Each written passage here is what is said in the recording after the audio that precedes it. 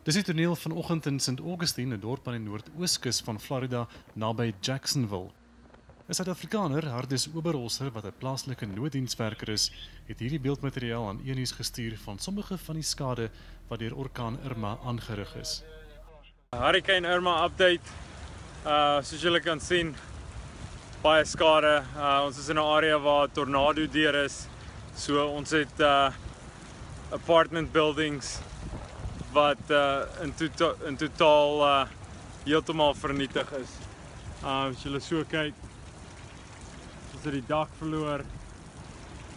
Van die eenhede is heeltemal verwoes. So dis tragies en daar's nog baie werk wat voor lê. Hoewel die oog van Irma teen die Weskus van Florida opbeweeg het, is groot skade ook aan die ooskus aangerig, soos hier in Miami Beach. Die storm het elektrisiteitstoevoer na 5,8 miljoen huise en sakeondernemings afgesny met 'n kragtige wind van tot 160 km/h, wat seewater aan land geblaas het en die strate oorstroom het. President Donald Trump het intussen grootskaalse rampnoodbystand deur die federale regering aan Florida goedgekeur. Hy het Irma beskryf as 'n groot monster.